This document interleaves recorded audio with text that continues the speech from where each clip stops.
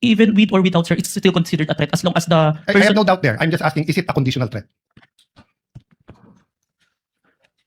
Based on our affidavit, sir, I believe it's conditional, which... Based on your affidavit. But your initial assessment, yung personal mo as an investigator, this is an investigation of the whole NBI, but yung personal mo.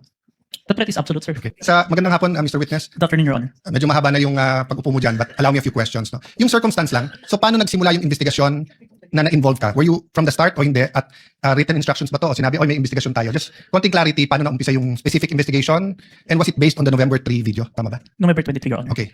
It all started, I received a phone call, sir, from my executive officer that there is a video wherein there is a statement given by the Vice President, which is classified as threat, and I was tasked and assigned to investigate the case, sir. Okay. So basically, ganun yung pagkasabi na I'm tasking you to look at the video, investigate. Yes, Your Honor. Were you working alone or with a group? With a group, Your Honor. NBI group? Yes, Your Honor. And was this, is there an interagency also or just purely NBI? I don't have personal knowledge. Maybe our chief, sir, has the Okay. knowledge on that, sir. Yes. No, that's all I asked for naman, yung personal knowledge. Yes, Your Honor. So pakiulit mo yung sinabing, how exactly sinabi sa'yo na tignan mo yung video, investigahan mo or may statement?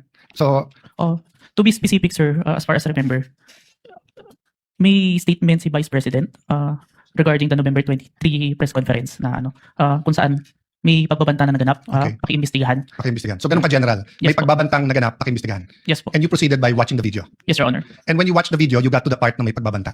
No, Your Honor. I first don't know which part of that. So you watched the whole video, of course. First, the clippings, Your Honor. Okay. Then I look for the whole video, Your Honor. Then you watched the whole video. Yes, Your Honor. And thank you for your honesty. So after the clipping, tapos the whole video, what did you do next? You reported or you made your recommendations? I don't understand the process lang kasi. Upon identifying the whole video, I informed my executive officer that I identified the video, Your Honor. And then yung sinabi mo yesterday, then you started looking for patterns. That's why you looked at yung dating mga video ni Vice President. Yes, Your Honor. So you started investigating the threat against the President, the First Lady, and the former Speaker of the House. Yes, Your Honor. Did you investigate the threat against the Vice President? We tried, Your Honor. How did you try? It is included in our letter to the Vice President, Your Honor. That's why we're inviting her to proceed to our office to investigate the threats to her life, Your Honor. How about the vlogger who asked her about Oplan or whatever they call that, Romanov? Did you invite them? Yes, Your Honor. And did they testify? The Princess Maui did not appear, Your Honor. Did not appear. Did you also look for previous videos that are threatening to the Vice President? We look on the Romanov part, Your Honor. Okay. But we identify a different person who first mentioned the Romanov, Your Honor. Did you coordinate with the PSG? I have no personal knowledge, Your Honor. You yourself? Yes, Your Honor. Maybe our chief, Your Honor. Yeah. But you are aware that the primary responsibility of protecting both the President and the Vice President is the PSG. Yes, Your Honor. So isn't it fair to say that any investigation against a threat to the first family, the President or the Vice President, you would normally ask the PSG if they received any threat? I have no personal knowledge, Your Honor. No, I'm asking, hindi ba normal sa investigation kung sino yung primary agency na taga-protekta na lumalaban dun sa threat ay tatanungin natin? Yes, Your Honor. So bakit hindi tinanong ng NBI ang PSG? Or in your case, why didn't you ask the PSG? Maybe it can be answered by a chief, Your Honor. No, I'm not. I will ask your chief also. I'm asking you, when they said, look at this, you looked at other videos, you tried to get Princess Maui, you tried to get the Vice President, but you didn't contact the PSG for the First Lady, for the President, and for all you know, the PSG will tell you right there and there, the threat is real, or the PSG will say, politika lang yan. Diba? Both the Vice President and the President are protected by the PSG. So why wasn't, so nakalimutan lang or wala sa procedure nyo? Or Your Honor, there is already a statement from the National Security Council, Your Honor, that it is an active threat, Your Honor. That's why we start investigation. Yes, and the primary group that will know if it's an active threat is the PSG. So if this was the United States, it would be the Secret Service. So whether the FBI or the CIA, state troopers, the federal marshals, kung sino man mag-iimbestiga, parati nilang tatanungin yung Secret Service. So I'm just curious why we did not ask the PSG input. Kindly wind up, Senator Cayetano. Senator Okay. Cayetano. So my last question is, how did you characterize the threat of the Vice President to the President?